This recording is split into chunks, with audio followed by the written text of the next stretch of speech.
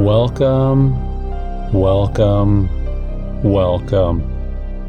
to episode 115 of the show with no name. I'm your humble host, Nick, and today we're going to continue exploring the Greenwood Memorial Terrace Cemetery that's located out here in Spokane, Washington. This is part 2 of my documentary series covering the Greenwood Memorial Cemetery. And today I'm going to be doing something a little special. I'm going to be talking about the woman that invented Father's Day. Senora Smart Dodd was born on February 18, 1882 in Sebastian County, Arkansas. Her parents were William and Ellen Smart. When Senora was 7 years old in 1889, the family would move to a farm west of Spokane, Washington, between Creston and Wilbur. When Senora was just 16 years old, her mother died in childbirth. Senora was the only daughter and shared with her father in the raising of her younger brothers, including her new infant brother Marshall. Senora thought very highly of her father William. She was quoted as saying he performed brilliantly, and I remember everything about him. And he was both a mother and father to me and my brothers and sisters. Senora's mother Ellen was already a widow and had 3 children from a previous marriage. And on top of that, William had also been married and widowed before he met Ellen. William had 5 children with his first wife, Elizabeth, but they were grown when William became a widower again. As the story goes, Senora was attending one of the first official Mother's Day services in 1909 at her church in Spokane, Washington. It was there when she started thinking, if mothers deserved a day of honor, why not fathers? And in 1910, Senora brought a petition before the Spokane Ministerial Alliance to recognize the courage and devotion of all fathers, like William, on June 5th, the day of her dad's birth. The local clergy liked the idea of a special Father's Day service, but they couldn't pull something together so quickly, so they settled for June 19th, the 3rd Sunday in June. On that first Father's Day in 1910, church sermons across Spokane were dedicated to fathers. Red and white ribbons were passed out in honor of the living and the deceased.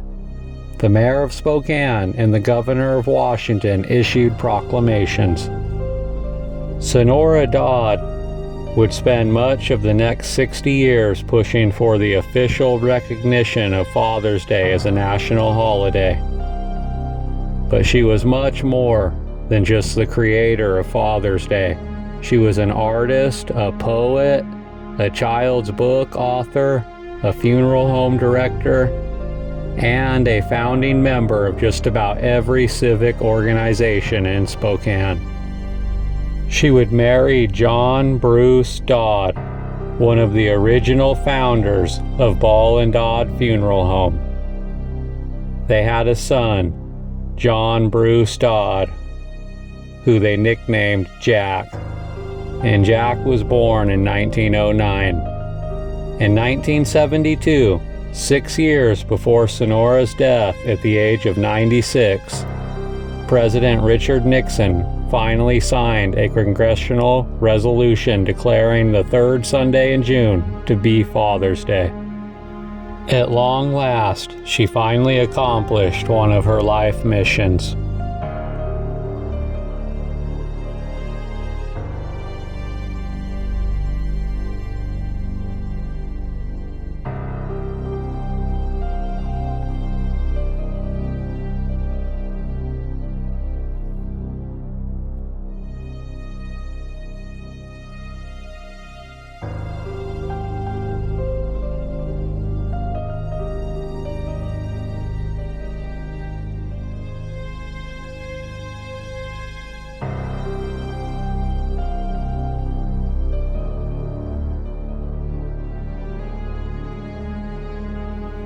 Her father, William Jack Smart, the inspiration for Father's Day, was born in Arkansas in 1842, and in 1863, he enlisted in the Union Army.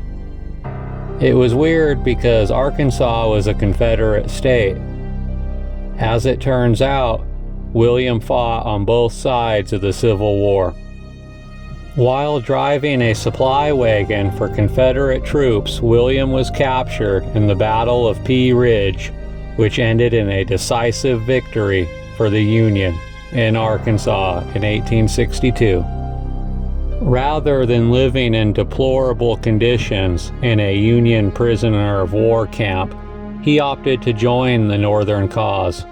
Because William was both a rebel and a Yankee, his daughter Senora was a member of both the United Daughters of the Confederacy as well as the Daughters of the Union Veterans.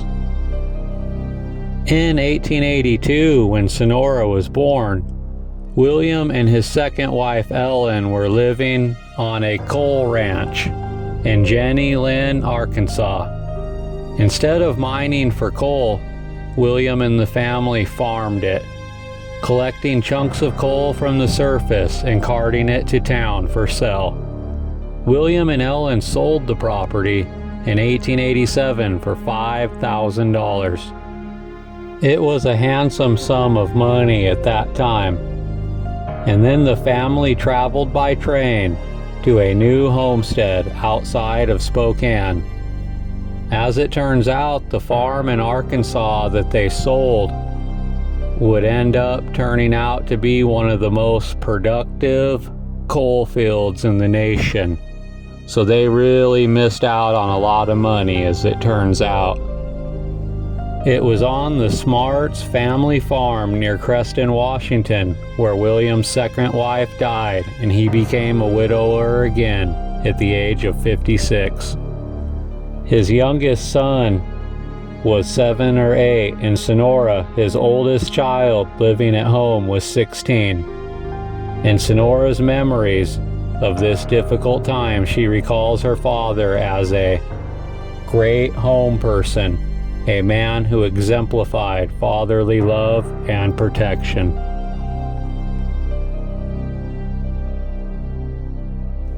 Here are some pictures of William and Ellen's headstones right here.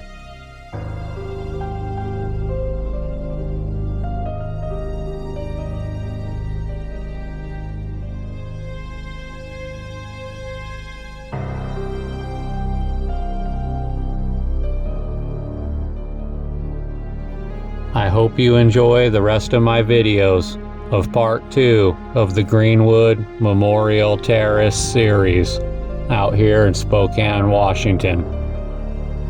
Thank you.